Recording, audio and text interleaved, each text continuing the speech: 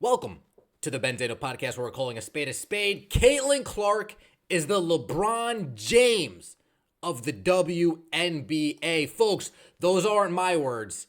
Kendrick Perkins on NBA Countdown Monday afternoon went out of his way to put LeBron James and Caitlin Clark in the same sentence. Though there are some similarities, there are some differences, and we're going to get into that. It's currently 5:40 in the morning, and I decided to, entertain what Kendrick Perkins had to say. First things first, Shanae Agul-McKay and Kendrick Perkins, they were talking about Caitlin Clark. Shanae, you used my line, Caitlin Clark Kent, honey, I need my cut. I'll take it in cash. I'll take it in check. You can Venmo me, Cash App, whatever you want to do, but I need my moolah. How dare you steal my lines? But I'm off that, right? Beggars can't be choosers. So here we are. Kendrick Perkins, Caitlin Clark. Let's take a listen and see what he had to say. Well, look, right now she's very comfortable, very, very comfortable. And you know what that is? Kudos to her, because that means not only has she been putting in the work behind the scenes, but that means she's been a student of the game. Work. Excuse me. Back to programming. And in the film room, when you're at that position, the point guard position, and you're leading the charge, you have to figure things out. But all I was hearing was, it's going to be an adjustment for Caitlin Clark. She's going to have to get used to the physicality. People are going to be going at her. And they tried it, and it didn't work. Here she is right now breaking all kind of records. Here she is right now leading her team into the postseason. Here she is right now standing on business. If I had to evaluate her season right now and give a fair evaluation, I would say she has lived up to expectations, right? Okay. I'm looking at her the way I look at LeBron James, right? For us, just in the women's side of things, and the hype that she had, the expectations she had to live up to, packing out arenas on a day-to-day basis. A lot of people out there waiting to see her fail, and still keeping her composure as a rookie and leading this team has been a beautiful thing to see. It has been beautiful. All right. Kendrick Perkins putting LeBron James and Caitlin Clark in the same sentence. She's came in and she's lived up to expectations. Folks, to me, I don't want to say she surpassed my expectations because I thought she was going to come in cooking, but dropping 30 pieces all over the place, triple doubles like it's my day job. I mean, Caitlin Clark is definitely crushing expectations. Packing out arenas, yes. She's packing out arenas. Box office, #1 overall pick, Caitlin Clark. People thought it was going to be physical for her. People thought it was going to be too hard for LeBron James. You remember the infamous clip of LeBron James's teammates? You got Ricky Davis, Darius Miles. If you think a high school kid's going to come in here with a bunch of grown men and lead this team, you better get in line, LeBron James. And then what did LeBron James do? What did LeBron James do his rookie season? Folks, don't worry, I'm here for you. 20 points, 5.9 assists, 5.5 rebounds. LeBron James won the Rookie of the Year award. Caitlin Clark, in her rookie season, 19.5 points, 5.7 rebounds per game, 8.4 assists per game. Do I agree with Kendrick Perkins in the aspects that I've listed below? Yes. She came in, she's exceeded expectations. People thought it was going to be too hard for her. Not really. Breaking records, Rookie of the Year award, please and thank you.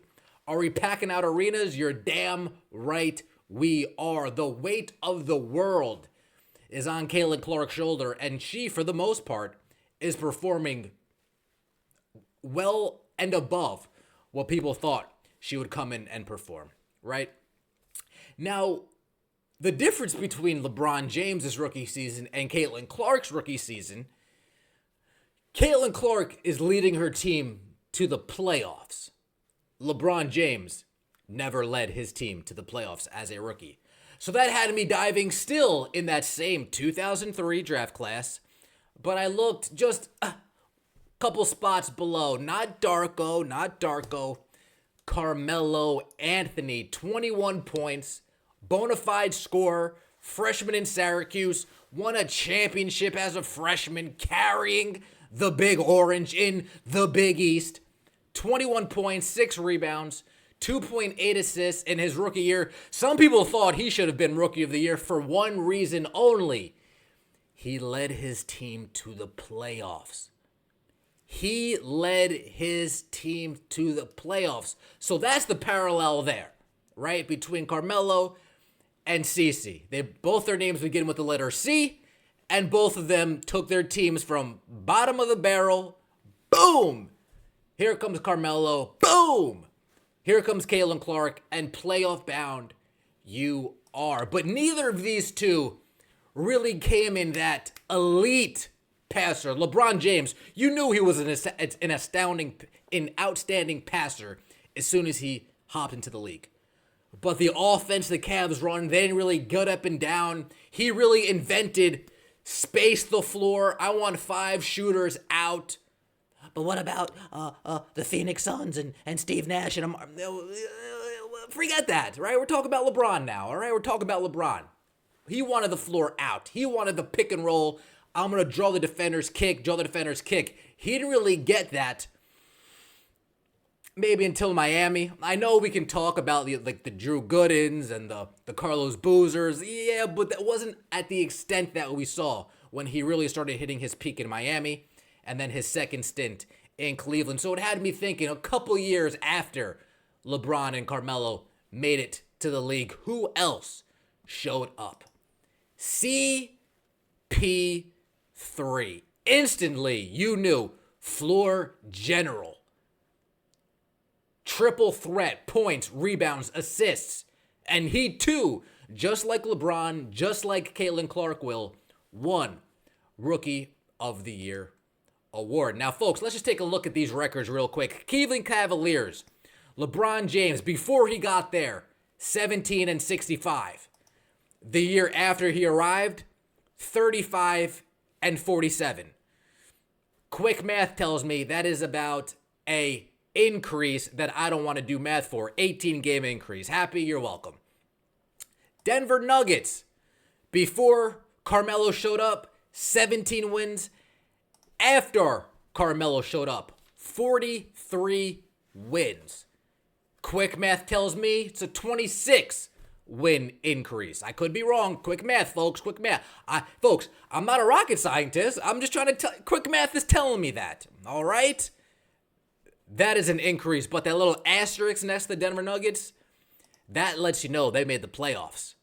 And even CP3, the year before Chris Paul showed up in New Orleans, 18 wins. The year he showed up, 38 wins. Whew. That's easy math, folks. I don't got to carry the one, subtract it. I don't got to do any of that. 20 game increase, 20 win increase, and he still led the New Orleans Hornets and the Oklahoma City Hornets at the time. Remember, Hurricane Katrina displaced multiple millions of people, thousands of families, and they weren't able to actually be in New Orleans for the season after. So the Oklahoma City Hornets gave the NBA the idea, maybe we should have a team here. We'll put the team here and we'll put a team back in New Orleans, and boom, Oklahoma City Thunder, boom, New Orleans Pelicans you have. But the Thunder are after the Sonics. Folks, I get it. I'm just talking about a thought process. There was money in Oklahoma City. Follow the money. Follow the money. Now, where I don't want Caitlin Clark to follow in LeBron's footsteps, folks. This is where I don't want her to follow in LeBron's footsteps. The comparisons are all fine and dandy. They're fun. We're sports fans. We're allowed to compare. FYI, people, 46,000 losers. Sports fans compare and contrast. Sports fans argue who's better, who's worse, Who's a better shooter? Who's not? Who's a better floor general? Who's not? Do you get more rebounds? Do I get more rebounds? That's what sports fans do. It's fun. This is where I don't want Caitlin Clark to be LeBron James. Oh, Lord. Damn. That's a lot of coaches right there. Caitlin, trust me. Let's get Chrissy Sides out of here, but that's it. That's it. Chrissy Sides isn't a Paul Silas. Chrissy Sides isn't a Brendan Malone or a Mike Brown or she's more like a Luke Walton kind of coach, right? Barely a coach, a real assistant for life, but barely a coach, right? I don't want Caitlin Clark to go through 9 working on her 10th head coach. Please, Caitlin, don't do that. Don't be LeBron-esque in that aspect. I'm begging of you. I'm begging of you. Second thing, I don't want you to follow LeBron in LeBron's footsteps. Oh, my baby Lakers that LeBron traded away. Folks, we drafted all these players. We drafted Ingram. We drafted D'Lo. We drafted Julius. We drafted Nance Jr. We drafted Jordan Clarkson. We drafted Ivica Zubac. We drafted Kyle Kuzma. We drafted all these players. And then what does LeBron say? Well, the same thing Cat Williams says in his special, dismissed, right? Something like that, or you're fired. So whatever. LeBron James said, I'm here, you're not. Goodbye, see you later. Don't let the door hit your rear end on the way out. But that's not it. Kyrie, Kyrie. Kyrie. Folks, if we're comparing Caitlin Clark's game to LeBron's, Kyrie, Kelsey Mitchell. Folks, sometimes I'm watching that fourth quarter. Kelsey, please take us home.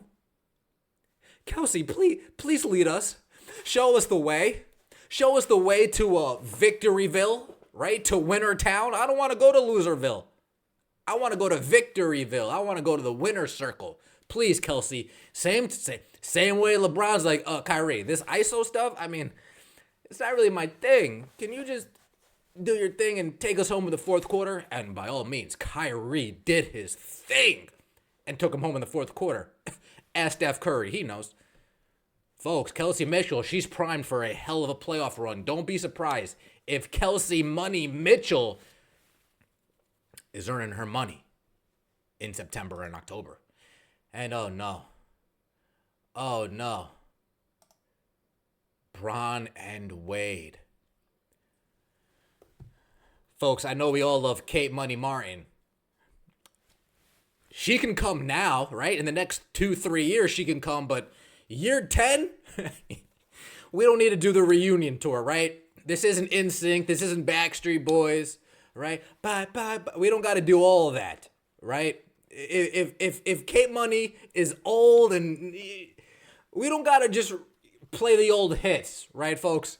I know they're friends off the court. I know Caitlin and Kate are friends off the court.